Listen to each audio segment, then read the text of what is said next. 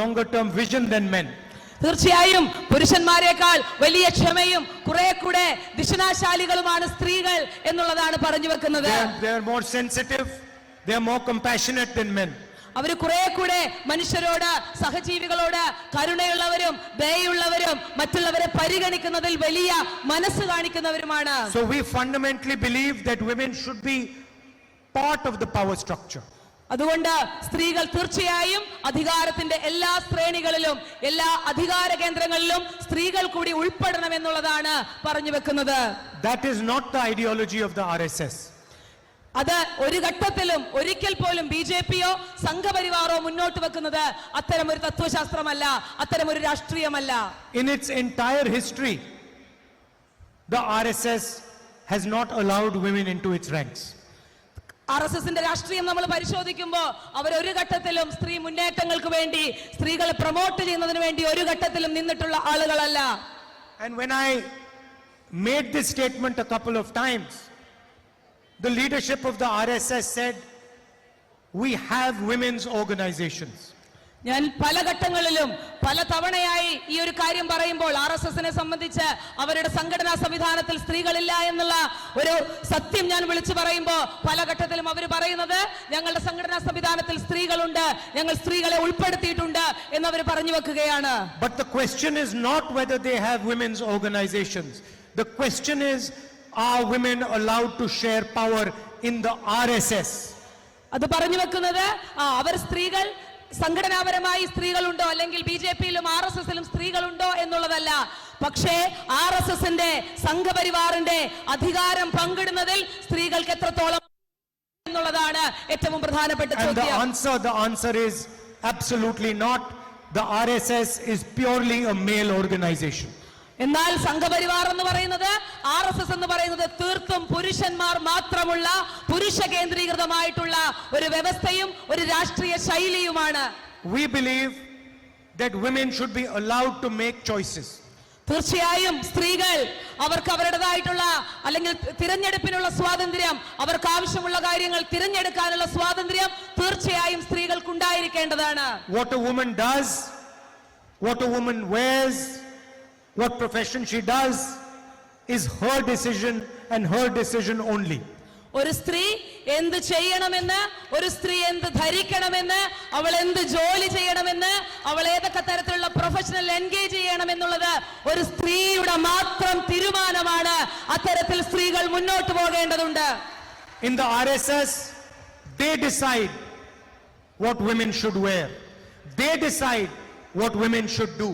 And they decide on what basis women should be respected. RSSനെ സംബന്ധിച്ച്, സംഘപരിവാറിനെ സംബന്ധിച്ച് ഇങ്ങനെയല്ല കാര്യങ്ങൾ.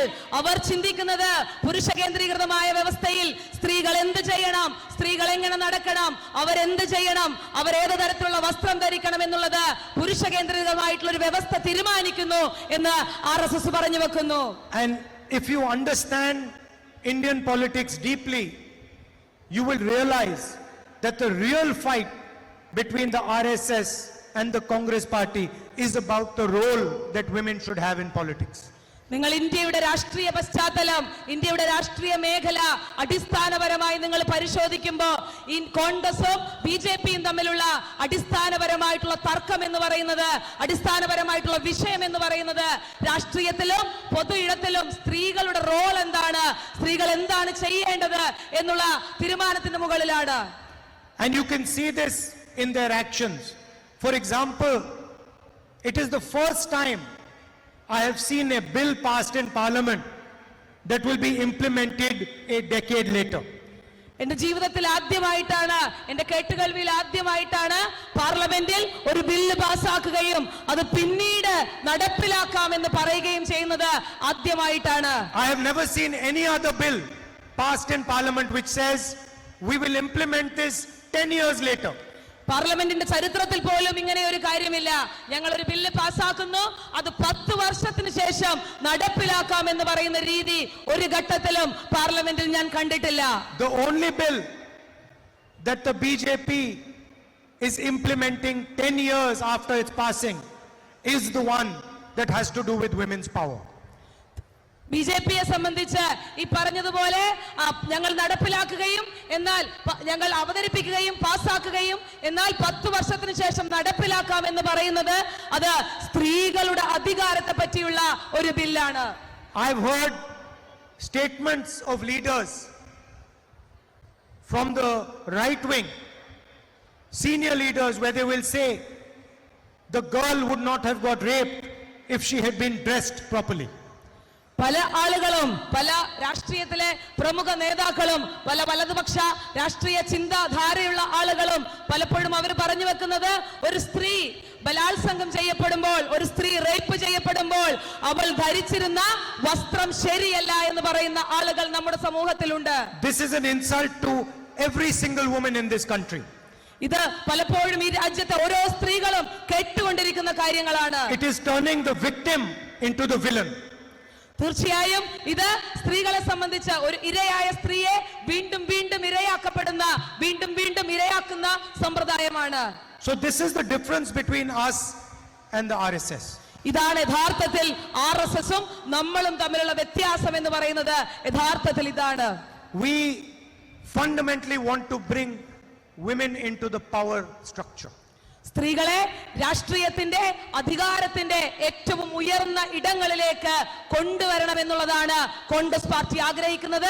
അതിനുവേണ്ടിയാണ് കോൺഗ്രസ് പാർട്ടി പ്രവർത്തിക്കുന്നത്. And if you look at our schemes carefully, you will find that most of our schemes are targeted at women, are designed to support and help women.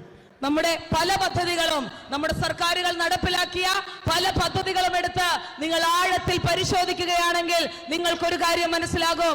ആ പദ്ധതികൾ മുഴുവനും അടിസ്ഥാനപരമായി സ്ത്രീകൾക്ക് വേണ്ടിയുള്ളതായിരുന്നു, സ്ത്രീകളുടെ ഉന്നമനത്തിന് വേണ്ടിയുള്ളതായിരുന്നു എന്ന് നമുക്ക് മനസ്സിലാക്കാൻ കഴിയും. Whether it is Narega, it is right to food, most of our schemes are given to our women. അത് മഹാത്മാഗാന്ധി ഗ്രാമീണ തൊഴിലുറപ്പ് പദ്ധതി ആവട്ടെ, അതുപോലെ തന്നെ ഭക്ഷ്യസുരക്ഷാ നിയമമാകട്ടെ, ഇതൊക്കെ ഈ രാജ്യത്തെ ഇന്ത്യ മഹാരാജ്യത്തിലെ സ്ത്രീകളുടെ മുന്നേറ്റത്തിന് വേണ്ടി ഗവൺമെന്റുകൾ കാഴ്ചവെച്ചിട്ടുള്ളതാണ്. The political climate today has been fueled by hatred and violence. പക്ഷേ ഇന്നിന്റെ രാഷ്ട്രീയം, ഇന്ന് ഇന്ത്യ മഹാരാജ്യത്തിന്റെ രാഷ്ട്രീയ അന്തരീക്ഷം എന്ന് പറയുന്നത് വെറുപ്പും വിദ്വേഷവും മാത്രം നിറഞ്ഞിട്ടുള്ളതാകുന്നു. And the biggest sufferers of any type of violence are eventually women. എല്ലാ വയലൻസിന്റെയും എല്ലാ അധിക്ഷേപങ്ങളുടെയും എല്ലാ അക്രമങ്ങളുടെയും ഏറ്റവും ആദ്യത്തെ ഇര എന്ന് പറയുന്നത് സ്ത്രീകൾ തന്നെയാണ്. So it is very important that the Mahila Congress, and especially the Mahila Congress in Kerala, fight the atmosphere of hatred and violence propagated by our opposition. തീർച്ചയായും കേരളത്തിലെ മഹിളാ കോൺഗ്രസിനെ സംബന്ധിച്ച്, ഇന്ത്യ രാജ്യത്തെ മഹിളാ കോൺഗ്രസിനെ സംബന്ധിച്ച് ഇത്തരത്തിൽ ആർഎസ്എസും മറ്റ് കക്ഷികളും അവർ പരത്തിക്കൊണ്ടിരിക്കുന്ന, അവർ സ്പ്രെഡ് ചെയ്തുകൊണ്ടിരിക്കുന്ന ഈ വെറുപ്പിനെതിരെ വിദ്വേഷത്തിനെതിരെയുള്ള വലിയ പ്രചരണങ്ങൾ നമ്മൾ നടത്തേണ്ടതാകുന്നു. I'd like to welcome the millions of women who have joined the Congress party through this process. തീർച്ചയായും കോൺഗ്രസ് പ്രസ്ഥാനത്തെ സംബന്ധിച്ച് അതിന്റെ ഭാഗമായി ഇവിടെ വന്നിരിക്കുന്ന പതിനായിരക്കണക്കിന് ലക്ഷക്കണക്കിന് സ്ത്രീകളെ ഞാൻ അഭിനന്ദിക്കുകയാണ്.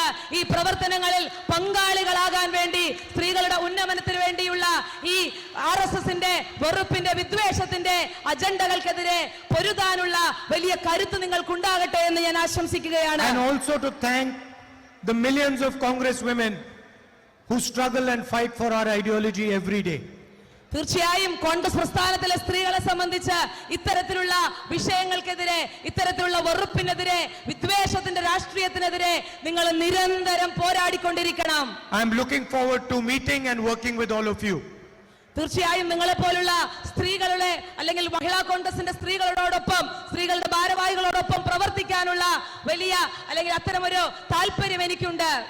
And lot of people ask me, what does it mean to be a Congress person?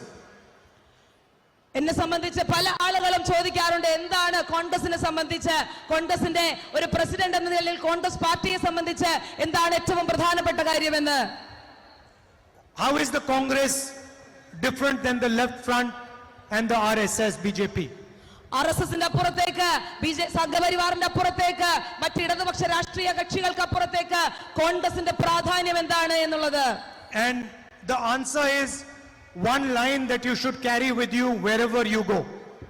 നിങ്ങൾ എല്ലാ ഘട്ടത്തിലും നിങ്ങൾ എവിടെ പോവുകയാണെങ്കിലും നിങ്ങൾ മഹിളാ കോൺഗ്രസിന്റെ പ്രവർത്തകർ എന്ന നിലയിൽ നിങ്ങൾ എവിടെ പോകുമ്പോഴും നിങ്ങൾ ഓർത്തിരിക്കേണ്ട ഒരു കാര്യമുണ്ട്.